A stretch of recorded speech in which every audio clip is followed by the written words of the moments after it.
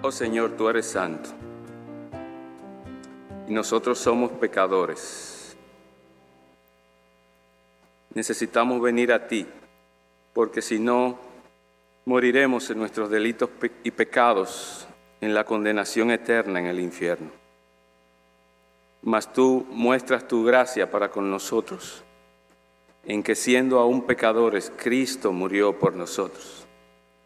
Gracias, Padre, porque en esta mañana nos presentamos delante de ti, suplicándote que tu buena palabra sea utilizada por tu Espíritu Santo para traer convicción y que nosotros podamos ser edificados por medio de ella y que, si es tu voluntad, vengan a tu presencia, a tu reino, los que tú quieras, Señor. Esto te lo pido en el nombre de Jesús. Amén. En la semana pasada vimos tres cosas muy importantes con relación al tema del arrepentimiento verdadero. Primero, vimos la importancia del evangelio, del arrepentimiento. Y vimos que buscar al Señor es importante e invocarlo igual, pero también lo es abandonar los caminos y los pensamientos perversos. También vimos que Isaías, Juan el Bautista, el Señor Jesucristo, los 12 discípulos, el apóstol Pedro, el apóstol Pablo, cada uno de ellos predicaron el arrepentimiento para perdón de pecados y que nosotros también debemos hacerlo. Es importante que nosotros no diluyamos este mensaje ni tampoco lo evadamos, sino que lo prediquemos, hermanos, de todo corazón. En segundo lugar, vimos la diferencia entre el verdadero y el falso arrepentimiento. Vimos que el verdadero arrepentimiento produce un cambio en la persona, real, verdadero, permanente. En segundo lugar, vimos que el verdadero arrepentimiento elimina todo pesar o remordimiento del pasado y del presente, porque el Señor Jesucristo limpia todos nuestros pecados.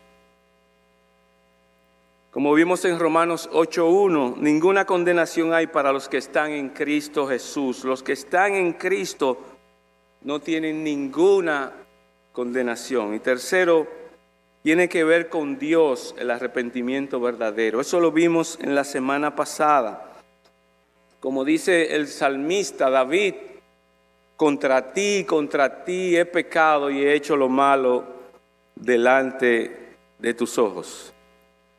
La tercera parte, la última en la intervención, vimos que el tipo de mentalidad con la que los cristianos debemos vivir es una vida de continuo arrepentimiento. Y vimos la carta que Pablo le mandó a los hermanos de la iglesia de Corintios para que ellos se arrepintieran. No para salvación, porque ya ellos habían sido salvos, pero sí para confesar su pecado delante de Dios y para tener comunión perfecta con el Señor. En esta mañana me gustaría que continuemos con este mensaje y me gustaría introducirlo de esta manera. Nosotros sabíamos que el corazón de Esmeralda Mesa le habían identificado algunas dificultades y deficiencias y le continuaban haciendo estudios y tratamiento. Un día en la escuela ella se desmayó y la madre, como es natural, se puso histérica. Como en los casos de emergencia, llamábamos al 911 y pasaron los primeros 20 minutos y la ambulancia no llegaba.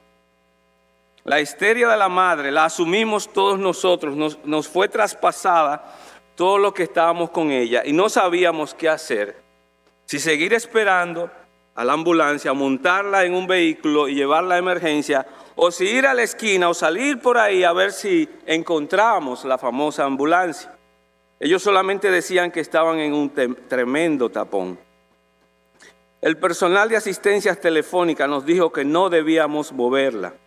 A los 25 minutos llegaron 2 personas que hacían la función de paramédicos en unidades motorizadas, quienes comenzaron a hacerle preguntas a la madre y a darle recomendaciones, pero ella no quería recomendaciones.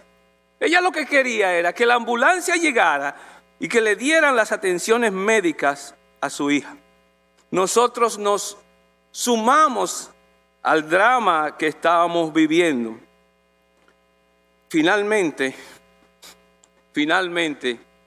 la ambulancia llegó a los 45 o 50 minutos. Hermanos míos, esos fueron los 45 o 50 minutos más largos que jamás hubiéramos vivido. Desde ese tiempo, Esmeralda tiene un pedacito de mi corazón. Siempre la recuerdo, y aunque su hermana Perla también lo tiene, pero ella en particular, ¿verdad? En este caso, por lo que nosotros vivimos junto con ella. Y algo parecido, si van a Jueces capítulo 6 nuevamente, y algo parecido es lo que está viviendo el pueblo de Israel en el libro de Jueces capítulo número 6.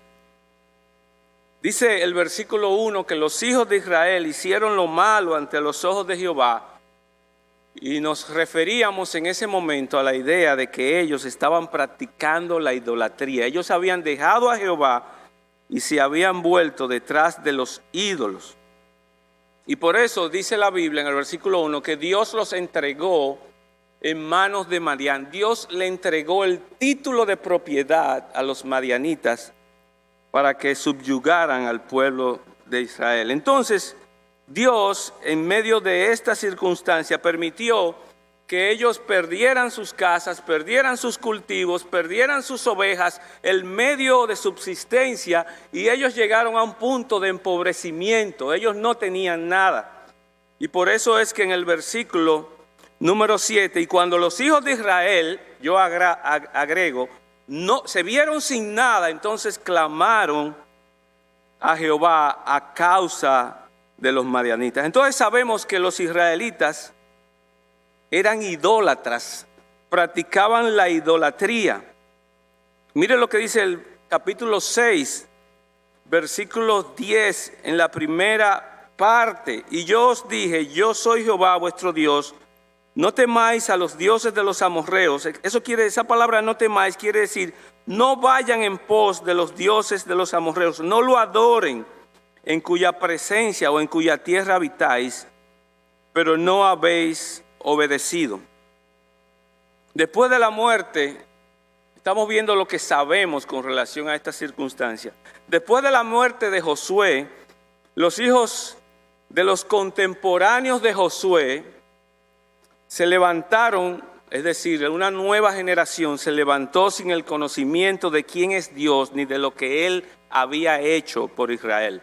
Jueces 2, versículo 10, en la segunda parte dice, toda aquella generación también fue reunida con sus padres, la misma generación de Josué, y se levantó después de ellos otra generación que no conocía a Jehová, ni la obra que él había hecho por Israel. Lo tercero que sabemos sobre esta circunstancia es que Dios le había dado instrucciones al pueblo de Israel por medio de Moisés y por medio de Josué, de que al conquistar la tierra prometida, ellos debían desalojar,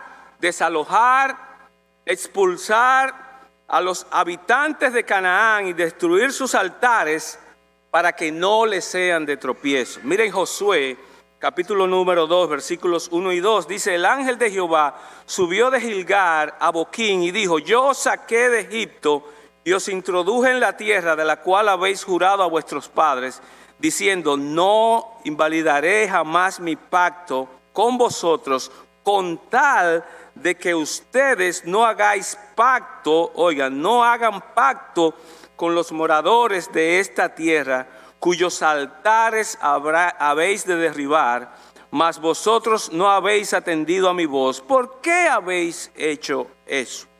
Lo otro que sabemos es que ellos no hicieron como Dios les mandó. Josué 1:19 dice, y Jehová estaba con Judá, y a pesar de que estaba con la tribu de Judá, quien arrojó a los de las montañas, mas no pudo arrojar a los que habitaban en los llanos, los cuales tenían carros herrados. Josué 1:21, mas el Jebuseo que habitaba en Jerusalén no lo arrojaron los hijos de Benjamín, y el Jebuseo habitó con los hijos de Benjamín en Jerusalén hasta hoy. No lo arrojaron, no lo sacaron de la tierra. Josué 1:27. También Manasés arrojó a los de Bet-Seán, o no arrojó, perdón, a los de Bet-Seán, ni a los de sus aldeas, ni a los de Taanac y sus aldeas, ni a los de Dor y sus aldeas, ni a los habitantes de Ibleán y sus aldeas, ni a los que estaban en Megiddo y en sus aldeas, y el cananeo persistía en habitar en aquella tierra. Los israelitas habían mostrado desobediencia a Dios y Dios les había advertido, porque las consecuencias era que ellos iban, o más bien los habitantes de Canaán iban a ser de tropiezo para Israel. Los israelitas eran unos practicantes de idolatría. Un principio sobre la idolatría que podemos extraer, ¿verdad?, de este autor Brent Hawking, es que la idolatría es una reversión de nuestro verdadero deleite. Es una reversión, como una reversión de nuestro verdadero deleite. Salmo 115, versículo 3 al 8, podemos ver esto muy claramente. Dice Salmo 115, versículo 3, nuestro Dios está en los cielos, todo lo que quiso ha hecho. O sea, este texto comienza hablando de que Jehová está en los cielos y es Él a quien debemos, sus criaturas deben adorar. Sin embargo, mire lo que dice versículo 4. Los ídolos de ellos son plata y oro, generalmente el tipo de material con que en aquel tiempo se hacían los ídolos, obra de manos de hombre. Tienen boca, mas no hablan. Tienen ojos, mas no ven. ¿Ven la naturaleza de los ídolos? Orejas tienen, mas no oyen. Tienen narices, mas no huelen. Manos tienen, mas no palpan. Tienen pies, mas no andan. Manos tienen, no hablan con su garganta, y semejantes a ellos son los que los hacen, los que los fabrican, y cualquiera que confía en ellos. Los israelitas eran idólatras, habían dejado a Jehová y se habían ido tras de estos objetos, poniendo su confianza en ellos. El hombre, vemos aquí al hombre adorando la vanidad, lo que no es real, algo vanidoso, algo que no tiene sentido, dejando a Jehová, el Dios incomparable, para ir detrás de objetos que no oyen, no ven, no entienden, no caminan, no hablan. Lo que adoramos en esta vida, lo que adoramos en esta tierra, no puede sostener nuestras vidas. No puede sostener nuestra vida porque no tienen la capacidad, no tienen vida en sí mismos. Nos convertimos, y esto es muy importante, entonces al adorar este tipo de cosas, nos convertimos en el objeto que nosotros adoramos. Mire lo que dice el versículo número 8. Mire lo que dice el versículo número 8 de Salmos 115. Semejantes a ellos, a esas estatuas, a esos ídolos, son los que los hacen y cualquiera que confía en ellos. ¿Qué quiere decir eso? Que las estatuas, los ídolos, no oyen, no ven, no hablan, no entienden, y nosotros nos volvemos igual que ellos. Los que adoramos, los que dejamos a Dios y buscamos este tipo de objeto para adorar. Thomas Adams llegó a decir que todos nacemos con esa naturaleza idolátrica. Y a veces pensamos que la idolatría es un tema del Antiguo Testamento, pero no, es un tema también del día de hoy. es un tema del día de hoy de una manera tal que nosotros somos, o sea, nuestro corazón es como una fábrica de ídolos. Nosotros somos igual que el pueblo de Israel. Como dicen los mexicanos, ¿a poco crees que tú no eres tan adorador, que tú no tienes tus ídolos, verdad, como los del pueblo de Israel? ¿Se recuerdan de la historia de Raquel? Que ella les robó los ídolos a su papá cuando ella salía, verdad, del entorno de su padre junto con Jacob. ¿No recuerdan lo que ella hizo? Que ella los guardó y los escondió. A veces nosotros escondemos, ¿verdad?, nuestros propios ídolos. Hermanos, nuestro corazón es una fábrica de ídolos. Estamos hablando de cosas, no estamos hablando de cosas físicas, no estamos hablando de imágenes solamente, no estamos hablando de velas y velones. En una ocasión yo fui al cementerio a visitar la tumba de mi madre con mi tía. Y yo veía como personas en su ignorancia le dejaban dinero en las tumbas a algunos de sus difuntos. Y nosotros, ¿verdad?, como muchachos al fin, luego que ellos se fueron, cogimos esas monedas para nosotros. O sea, ellos en su ignorancia y yo en mi pecado de hurto, ¿verdad? ¿Por qué yo quise hurtar? Porque yo tenía un deseo insaciable cuando yo vi esas monedas. Y había dinero en papeletas también, nosotros los cogimos. Nosotros somos una fábrica de ídolos. Nuestro corazón, esa es la esencia, fabricamos y fabricamos ídolos. Así como los medicamentos y las vacunas se están produciendo a montones, así también nuestro corazón produce y produce, es una fábrica de ídolos. Recordemos que la fuente de nuestro comportamiento son los deseos de nuestro corazón. Y los deseos de nuestro corazón generalmente dominan nuestra vida.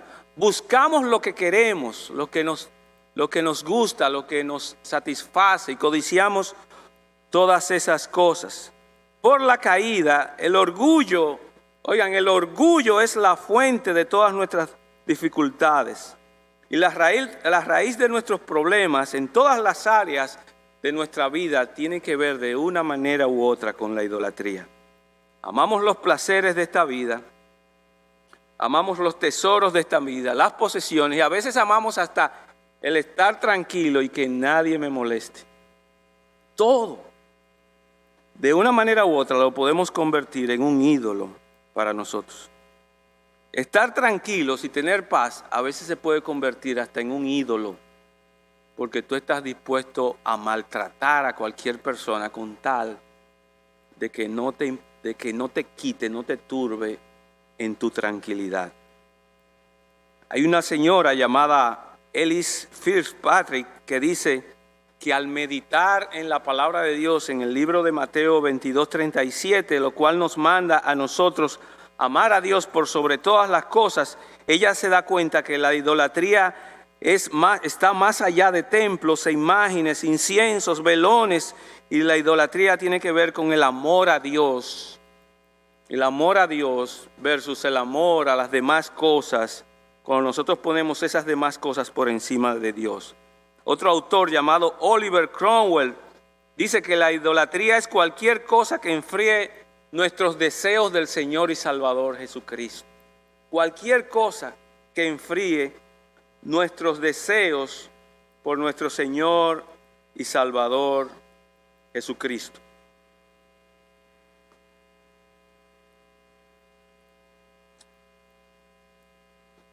Yo tengo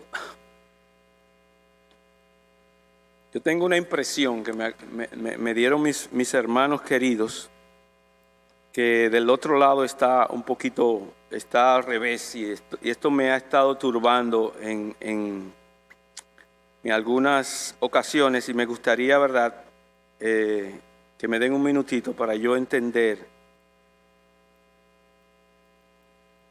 Bien, entonces, ¿dónde estamos?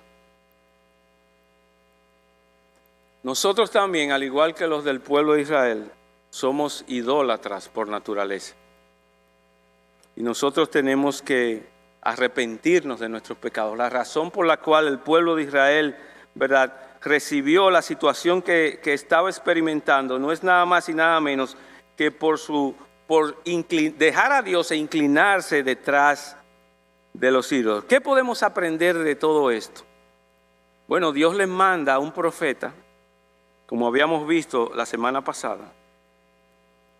Les manda a un profeta y les dice la necesidad que ellos tienen de rescate y la razón por la cual ellos necesitan ser rescatados de su vana manera de vivir. Y nosotros podemos aprender mucho sobre esto, sobre todo en cuanto a nuestra necesidad de la palabra de Dios. El profeta viene y comunica la palabra de Dios. Y nosotros, los que estamos aquí, necesitamos también la palabra de Dios. La palabra de Dios es comunicada al pueblo de Israel y la palabra de Dios es comunicada a nosotros desde este púlpito, en cualquier tipo de enseñanza en la iglesia y también en tus devocionales personales. Es interesante que el pueblo clama por algo o por algún milagro dramático y Dios les envía un sermón, una exposición de la palabra de Dios. Y es como que nosotros tengamos un accidente y llamamos al 911 y ellos en vez de darnos la atención debida, lo que hacen es que se ponen a darnos un sermón. Y ahí es que por medio de la palabra de Dios, nosotros aprendemos quiénes somos y quién es Dios. Por medio de la palabra de Dios, ese es el medio que Dios usa para traer renovación espiritual a nuestras vidas. De manera que nosotros debemos ser conscientes de la necesidad de la palabra de Dios en nuestra vida. También debemos aprender a discernir, hermanos. Aprendamos a discernir en nosotros mismos la diferencia entre los tramos en los cuales avanzamos en nuestra vida espiritual, que tenemos madurez espiritual, versus los momentos donde estamos estancados, que no podemos avanzar, y la razón muchas veces es porque hay algo que me ha desenfocado de mi concentración a la persona de nuestro Señor. Lo triste, hermanos, es que para nosotros a veces poder hacer un examen, una radiografía a nuestro corazón, a veces necesitamos la ayuda. Es obvio que necesitamos la ayuda del Espíritu Santo, pero en otras ocasiones necesitamos la ayuda de hermanos de nuestra congregación que nos ayudan de una manera u otra a poder ver la realidad de nuestro corazón. Por eso necesitamos los unos a los otros. Yo quiero que veamos, aparte del tema de la idolatría, en quinto lugar, el tema de la gracia. Dios da gracia. Dios da gracia. Y Dios comienza sus actos de gracia antes de nosotros arrepentirnos. La pregunta es, luego que el profeta le comunica al pueblo de Israel, ¿verdad?, su necesidad de arrepentimiento, la pregunta es, ¿Israel respondió en arrepentimiento? Israel respondió en arrepentimiento. Jueces 6, versículo 11, nos da la idea de que ellos no se arrepintieron. Al contrario, vemos el ángel de Jehová que se sienta debajo de la encina que está en Ofra, la cual está en la era de Joás esbiernita, y su hijo Gedeón estaba sacudiendo el trigo en el lagar para esconderlo de los madianitas. No vemos ahí que el pueblo de Israel se arrepintió. No parece, no hay señal de eso. El texto no habla de arrepentimiento sincero, ni verdadero, ni real. Lo que sí nos habla es que el ángel de Jehová o el ángel del Señor vino y se sentó, ¿verdad?, debajo de un árbol frondoso. ¿Y qué estaba sucediendo? Bueno, lo que estaba sucediendo es que este hombre llamado Gedeón, que es la primera vez que conocemos de él, estaba, como dice, sacudiendo el trigo en el lagar para esconderlo de los madianitas. Generalmente este es un proceso mediante el cual generalmente se levanta el trigo y la brisa se lleva la paja y luego y queda asentado el trigo, es como el tema de la limpieza del trigo de la paja. Pero dice que él lo estaba haciendo en el lagar. Es posible que él tuviera mucho miedo de parte de los madianitas y que lo estuviera haciendo en un lugar escondido.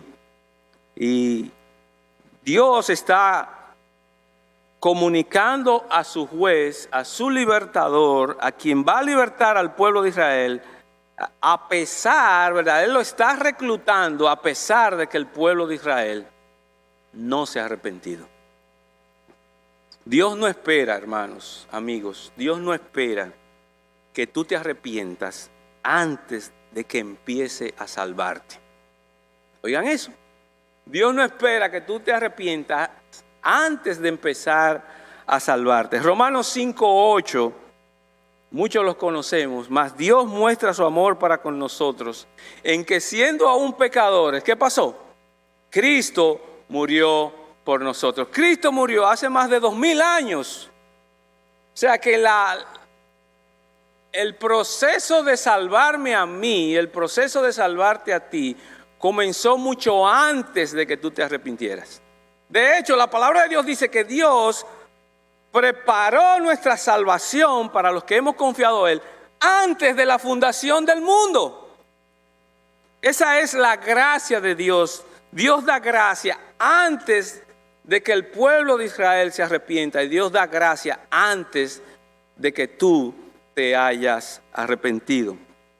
Nos arrepentimos porque Dios ha comenzado su obra salvadora o salvífica en nosotros a través de la obra externa de su Hijo Jesucristo al morir en la cruz, y también por la obra interna de su Espíritu Santo cuando nos convence de pecado, de justicia y de juicio.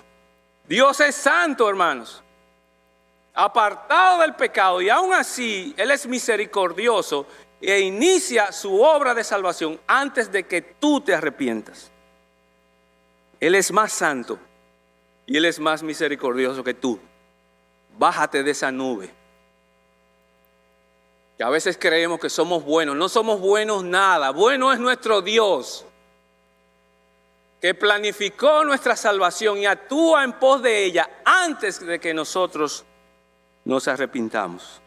Dios sale a reclutar y a preparar su rescatador del pueblo de Israel, a pesar de que no hay evidencias de arrepentimiento real. Ahora, mire lo que dice Jueces capítulo 6, versículo 13. Y Gedeón le respondió: Señor mío, porque miren cómo se introdujo el ángel de Jehová, versículo 2.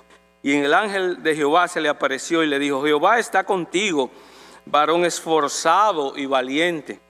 Y Gedeón le respondió: Señor mío, si Jehová está con nosotros, ¿por qué nos ha sobrevenido todo esto? ¿Y dónde están todas sus maravillas que nuestros padres nos han contado, diciendo: ¿no nos sacó Jehová de Egipto? Y ahora Jehová nos ha desamparado y nos ha entregado en mano de los madianitas. Es como que Gedeón le dice a Jehová: tú me estás diciendo que Jehová está conmigo, pero y todo lo que estamos pasando, toda esta amargura, todo este dolor que estamos padeciendo, da la idea de que Jehová verdaderamente nos ha desamparado, dice Gedeón. Hermanos, si sabemos que Dios no ha desamparado al pueblo de Israel, entregándolos en manos de Madián. Al contrario, la entrega a Madián es una muestra del amor de Dios para que ellos reaccionen. Y a veces a ti te puede pasar algo como me ha pasado a mí, como le ha pasado a otros, ¿verdad? Y es una evidencia, o más bien es una forma de Dios para que tú veas la necesidad de arrepentirte y mirar a Él, sea lo que sea. En el año, cuando yo tenía 6 años, mi madre muere.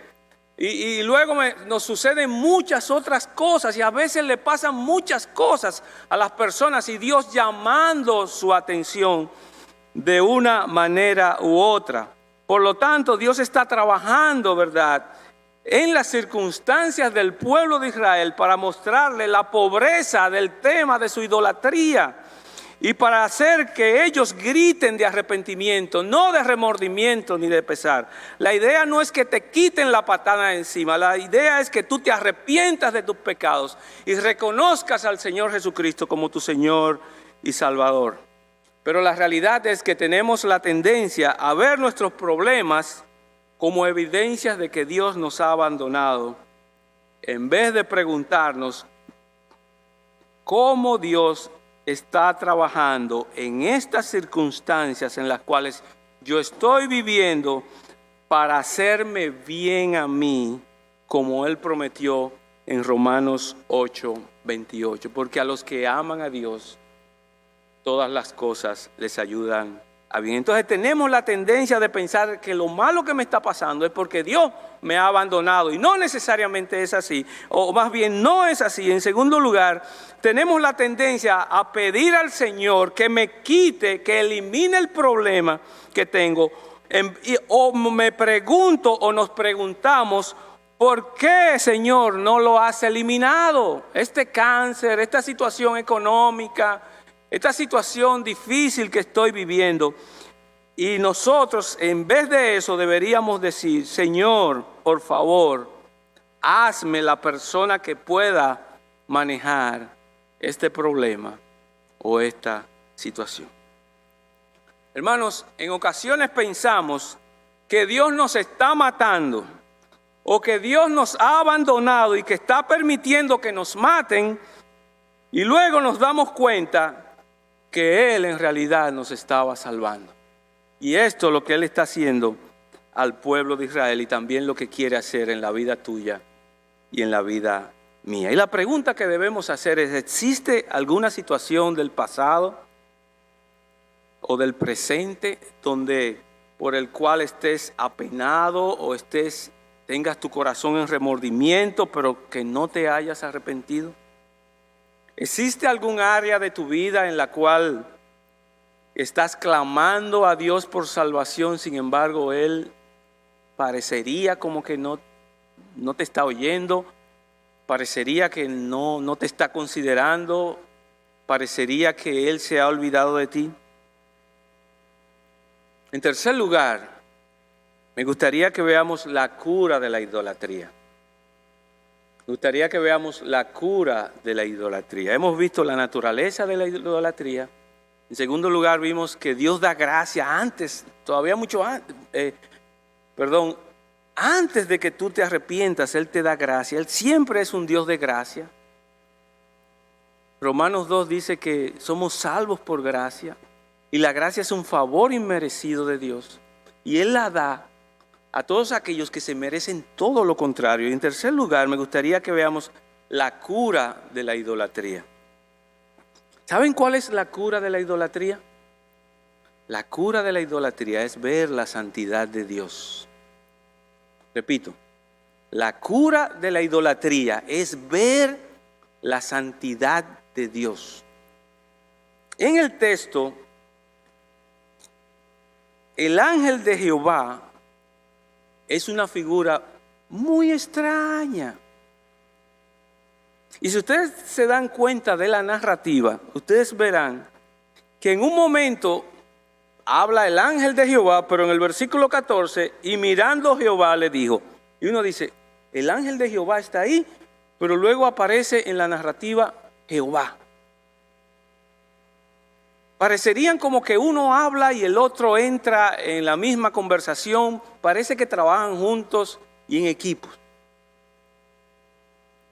Y la idea que nosotros tenemos de toda la Escritura es que el ángel de Jehová es la segunda persona de la Trinidad. Nuestro Señor y Salvador Jesucristo, lo que le llamamos una teofanía, es la presencia de Cristo en medio de personas particulares dentro del libro de Génesis, en el libro de Éxodo, etc. Y dice la palabra de Dios que, versículo 19, y entrando Gedeón, y mirándole Jehová, le dijo, ve con esta tu fuerza y salvarás a Israel de la mano de los madianitas. ¿No te envío yo? Dios le da, o Jehová le da la comisión a Gedeón para que él vaya y libere al pueblo de Israel de la mano de los madianitas. Versículo 15, entonces le respondió, Señor mío, ¿con qué salvaré yo a Israel? He aquí que mi familia es pobre en Manasés, y yo el menor en la casa de mi padre. Y Jehová le dijo, ciertamente yo estaré contigo, y derrotarás a los madianitas como a un solo hombre. Y él respondió, yo te ruego que si he hallado gracia delante de ti, me des señal de que tú has hablado conmigo. Te ruego que no te vayas de aquí hasta que vuelva a ti y saque mi ofrenda y la ponga delante de ti. Y él respondió, yo esperaré hasta que vuelvas.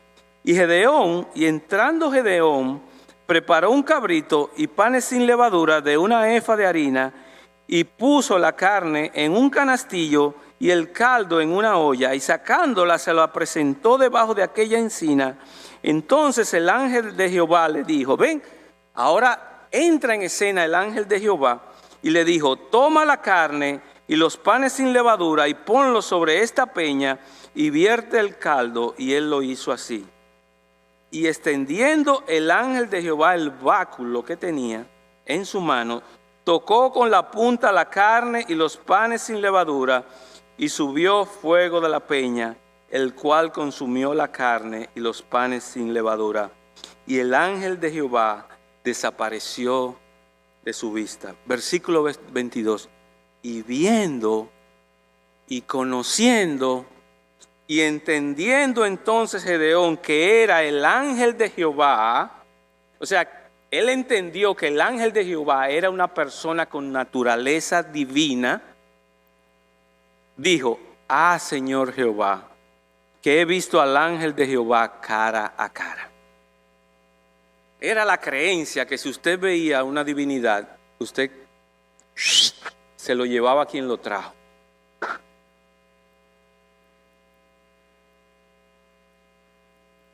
Y cuando Gedeón se dio cuenta que él había estado con la segunda persona de la Trinidad, nuestro Señor y Salvador Jesucristo, él dijo, yo soy hombre muerto. Gedeón se dio cuenta de la santidad de Dios, de la santidad del ángel de Jehová, de la santidad de Cristo, apartado del pecado, versus él, un hombre pecador que habita con un pueblo que también es pecador e idólatra. Es cuando nosotros vemos la santidad de Dios, cuando Él la revela por medio de las Escrituras en este tiempo, es que nosotros podemos tener la cura de nuestra idolatría. Es cuando nosotros podemos entender, pero es verdad, yo merezco la muerte. Mis ojos han visto con claridad la santidad de Dios y yo soy un hombre pecador. Yo merezco la muerte. Es cierto, la paga del pecado es muerte. Yo merezco morir. Por eso la semana pasada decíamos que parte de los rasgos y de las características del verdadero arrepentimiento es que usted dice, pero Él me perdonó. Y yo merecía algo peor. Yo merecía morir. Yo merecía, el juicio de Dios había caído sobre mí y yo era merecedor. Esto es así en las Escrituras. No crea que esto es solamente que le sucede a Gedeón. Si usted va al libro de Isaías capítulo número 6, usted se da cuenta que fue la misma experiencia de Isaías capítulo 6 en los versículos del 1 al 7. En el año en que murió el rey Usías, vi yo. Dice ¿quién? Isaías. Yo vi al Señor sentado sobre un trono alto. Y Gedeón dijo, viendo entonces Gedeón que era el ángel de Jehová. La idolatría y el pecado en tu vida, su cura es cuando tú conoces, cuando tú ves la santidad de Dios y la compara con quien tú eres. Vi yo, dijo Isaías, al Señor sentado sobre un trono alto y sublime, y sus faldas subían hasta el templo. Versículo 5. Entonces dije, ay de mí que soy muerto, porque siempre siendo hombre inmundo de labios y habitando en medio de pueblo que tiene labios inmundos, han visto mis ojos al Rey Jehová de los ejércitos. Y voló hacia mí uno de los serafines teniendo en su mano un carbón encendido, tomado del altar con unas tenazas y tocando con él sobre mi boca, dijo, he aquí que esto tocó tus labios y es quitada tu culpa y limpio tu pecado. La cura de la idolatría, el deseo sobre las cosas de este mundo que ponemos por encima de Dios, la cura es cuando tú ves la santidad de Dios y la comparas con tu pecado. Pedro, hemos visto a Gedeón, hemos visto a Isaías. Pedro también vio la santidad de Dios. Mientras ellos habían pasado toda la noche tratando de pescar, el Señor Jesucristo viene a ellos y el Señor les dice: boga mar adentro y tira la red para este otro lado. Versículo 5, respondiendo Simón le dijo: Maestro, toda la noche hemos estado trabajando y nada hemos pecado, mas en tu nombre echaré la red. Y habiéndolo hecho, encerraron gran cantidad de peces y su red se rompía. Entonces hicieron señas a los compañeros que estaban en la otra barca para que viniesen a ayudarles. Y vinieron y llenaron ambas barcas de tal manera que se hundían. Y viendo esto, Simón Pedro, el milagro que había sucedido, él se dio cuenta que mentira, no tenía el conocimiento que él pensaba sobre la pesca, que había ahí uno mayor que él que tenía todo el conocimiento y que él sabía dónde estaban los peces verdaderamente. Y viendo esto, Pedro cayó de rodillas ante el Señor Jesús diciendo: apártate de mí, Señor, porque soy hombre pecador. ¿Se recuerdan del hombre ciego de nacimiento? Cuando Dios se les revela, ¿qué dice él? ¿Quién es, Señor, para que yo crea en él y le adore? Y dice el Señor Jesucristo: soy yo. ¿Y qué hizo él inmediatamente? Le adoró, se postró ante el Señor Jesucristo y le adoró. La cura, hermanos y amigos, la cura de tu idolatría por las cosas de este mundo, tu deseo por las cosas de este mundo, es ver la santidad de Dios. Y dos cosas hizo Gedeón, volviendo a Josué capítulo número 6. Número 1, Gedeón. Dos cosas. Número 1, Gedeón edificó un altar a Jehová. ¿Por qué? Porque tan pronto como él se dio cuenta que él era un hombre muerto, en el versículo 23, Jehová le dijo: paz a ti, no tengas temor, no morirás. Queriendo decirle: Cristo pagará por ti. No tengas temor, ten paz. El ángel del Señor vendrá más adelante y morirá por ti en la cruz del Calvario.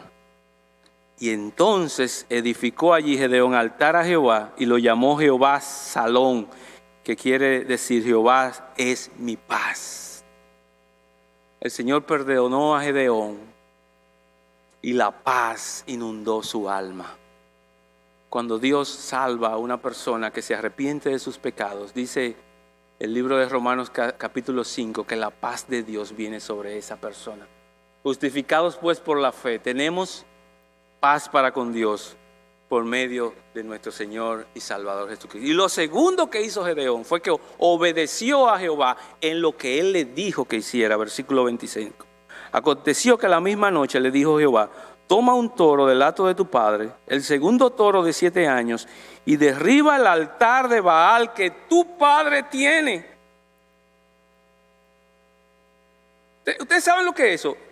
Mi papá es del pueblo de Israel y tiene un altar a Jehová en la misma propiedad nuestra. Y Jehová me dice a mí: toma un toro, amarra el altar y derrúmbalo, porque eso es ofensivo a Dios. Todos nuestros ídolos son ofensivos a la naturaleza de Dios. Cuando nosotros vemos la santidad de Dios y lo que Dios implica, es entonces cuando nosotros salimos corriendo: soy muerto, soy muerto, soy muerto. Recuerdo cuando me convertí al Señor Jesucristo. La palabra fue expuesta. Hermanos, me comenzaron a salir lágrimas de mis ojos.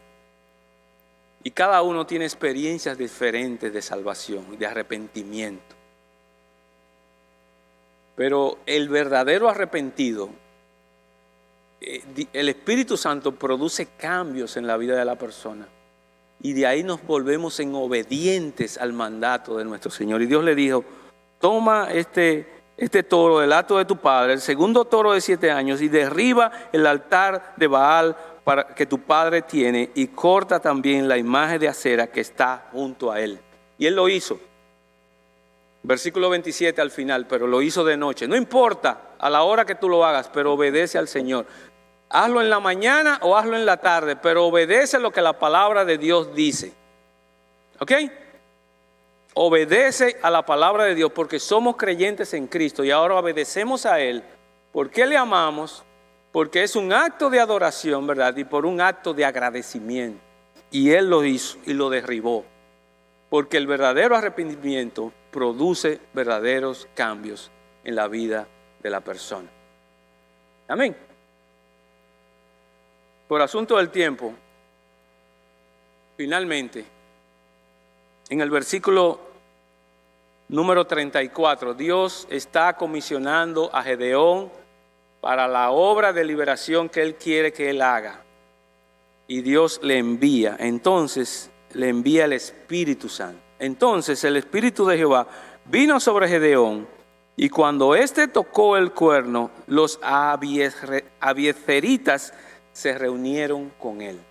La presencia del Espíritu Santo es la evidencia de que Dios está comisionando a Gedeón para la obra de liberación. En el Antiguo Testamento, Dios enviaba su Espíritu Santo a la persona para prepararlo, para capacitarlo, para empoderarlo, para que cumpliera la obra que Él quería que Él hiciera. Pero más adelante el Espíritu Santo se iba de la persona. Usted lo puede ver en ejemplos como Sansón y así sucesivamente.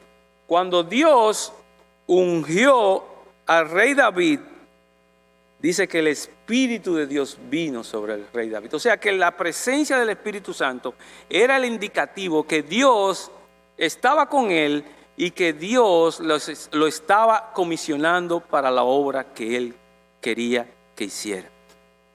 Los verdaderos arrepentidos tienen la presencia del Espíritu Santo en ellos.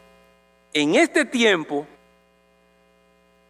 el Espíritu Santo viene a la persona y se queda permanentemente en ellos. Si usted va al libro de Juan, capítulo 14, versículo 17, cuando Cristo le prometió a los discípulos que les iba a mandar uno de la misma naturaleza que Cristo, al Consolador, Él le dijo, y estará con vosotros para siempre. El verdadero arrepentido goza de la presencia de Dios en la persona del Espíritu Santo. En el libro de Efesios, capítulo 1, versículo 13, dice que cuando tú oyes la palabra de verdad, el evangelio de vuestra salvación, y crees a la persona del Señor Jesucristo, eres sellado con el Espíritu Santo que fue prometido, y Cristo lo prometió para que estuviera permanentemente en la vida de los creyentes. Y la presencia del Espíritu Santo, es la garantía, es el depósito de nuestra herencia allá en los cielos. No más. Por asuntos del tiempo, no más. La pregunta es, ¿qué predicaron todos los grandes hombres de Dios? Arrepentidos. ¿Qué deben hacer las personas que están aquí?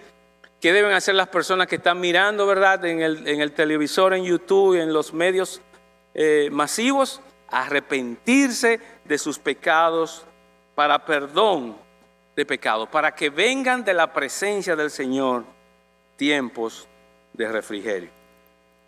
Primera de Tesalonicenses, capítulo 1, versículo 9, dice, porque ellos mismos cuentan la manera en que nos recibieron y cómo ustedes se convirtieron, cómo ustedes volvieron a Dios, de los ídolos a Dios, para servir al Dios vivo y verdadero.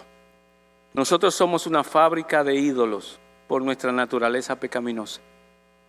Tú debes reconocer que de una manera u otra tú eres y yo soy parecido al pueblo de Israel y necesitamos gracia.